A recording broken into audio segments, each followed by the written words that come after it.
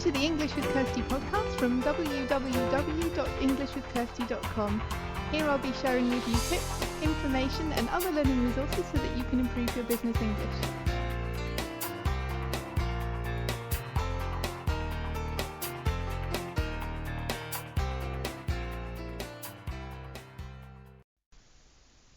Hello everybody and welcome to episode 3 of the English with Kirsty podcast. And today I'm going to talk about something that you don't usually hear about. You hear a lot about language exchanges and I think they're great. I think we'll probably have an episode about language exchanges because I've had a lot of success with them. There are things that you need to think about and watch out for, but generally they're a really good idea. But today I want to talk about something completely different, and it's an experience that I had. It happened to me twice when I was learning German, and I ended up spending some time with people who didn't speak any English at all. And in some ways that made communication more difficult because I couldn't just say to them, oh, what's the word for this, or how do you say that in German, because they didn't know what I was asking them. So yes, we could use a dictionary, but unlike with a language exchange who's familiar with your language too, they can help you. These two ladies, they didn't know each other, but they were two people that I met, and neither of them could help me in that way because they hadn't learned English when they were children. At school they learned Russian, and they didn't learn English when they were adults either, so they didn't have any English that they could draw on. But for me it surprised me because at first I thought, oh no, this is going to be really hard, I won't be able to speak with them. But in both cases it was a great experience because it helped that they were both kind and patient ladies, but it was really good because it made me think more about, okay, I don't know this word, how can I say it in a different way? How can I describe this object that I don't know the word for it in German? How can I talk about it or describe it in a different way? And I think I was aware that however bad my German was at that time, because the first experience that I'm talking about, I was still at school. I was 15 or 16, and at that time, yes, I passed my exams and I was okay in the classroom, but when it came to real life situations, I struggled because I hadn't had much experience speaking German before. And so when I got into a real conversation with people that weren't just speaking about things that you see in textbooks, it was a bit harder. But I found both with the lady I met then and the lady I met when I was in my early 20s, so better at German, but still painfully shy when it came to speaking. I hated speaking. And whenever I learn a language, it's the last skill that develops with me. I'm not a fan of speaking until I know that I'm relatively good at it. But in both situations, I actually found it easier because I knew that however bad my German was, it was better than trying to communicate in English because they couldn't do that at all. So in both cases we worked together, and often they could guess the word that I was trying to find by listening to the other things that I was saying when I was trying to explain something or describe something, and they would help me by giving me the vocabulary. And we learned together. So we went shopping, and some of the basic things that we were looking for, they weren't sure of the English word, and I wasn't sure of the German word, but we worked it out together because there's something, you have to trust the other person more, because you're making yourself vulnerable. You could make a fool of yourself, but on the other hand, they don't speak, in my case, English, so it was fun in a way.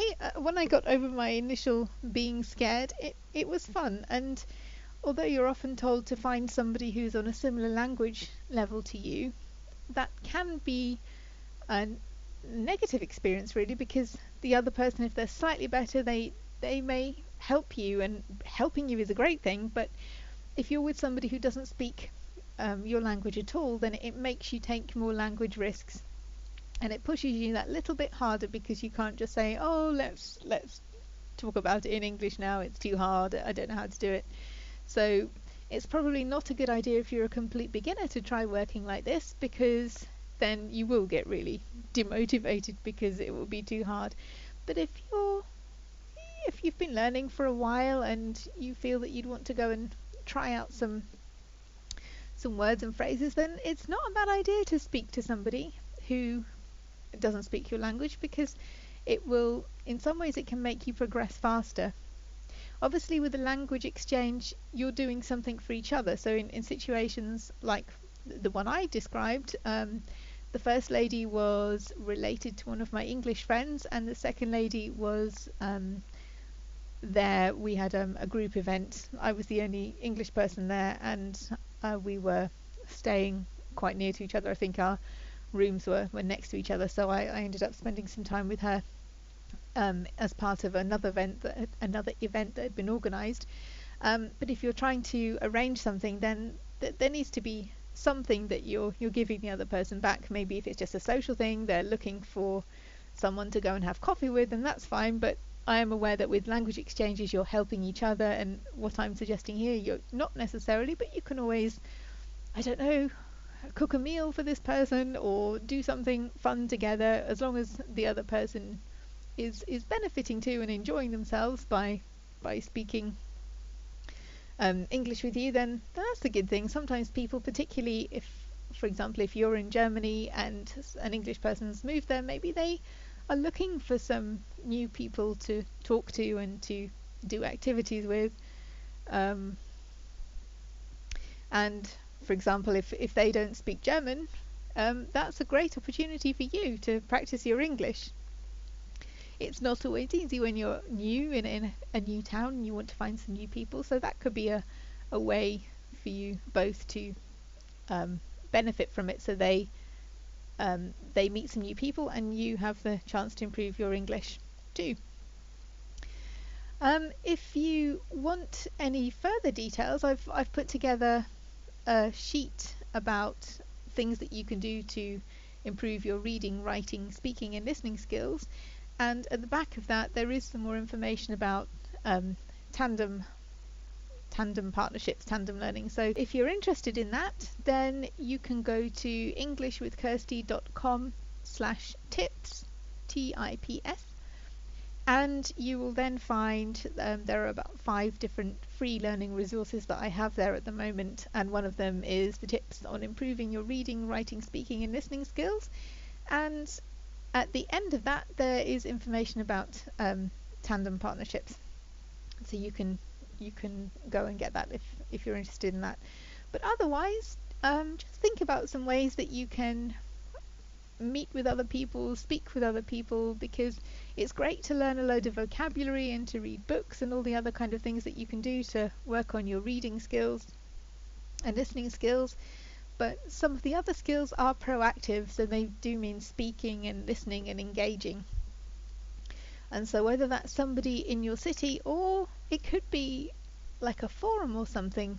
When I decided I wanted to work on my German skills more, I joined a dog forum because I love dogs. At that time I had a golden retriever, and I wanted to talk about other people. I wanted to talk with other people who wanted to talk about their dogs as well. So I was the only English girl in a German dog forum, and it was great because it didn't feel like a learning experience. Sometimes people did explain things to me.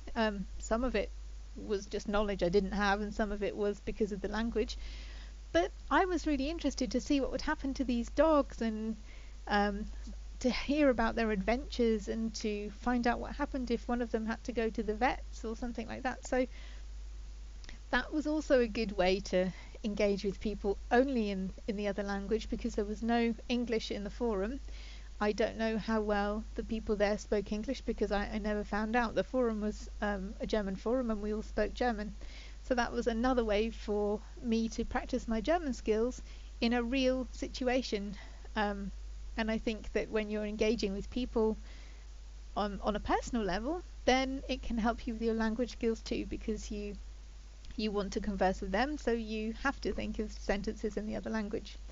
So if you want to find out any more about the tips, because actually going to forums and online communities to improve your language skills is also another one of the tips.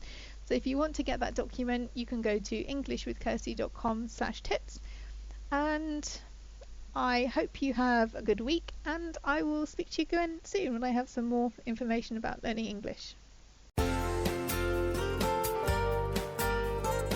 I hope you enjoyed this episode of the English with Kirsty podcast. If you have any questions or comments, my email address is kirsty@englishwithkirsty.com, or you can go to www.englishwithkirsty.com/podcast, where you'll find information about the individual episodes.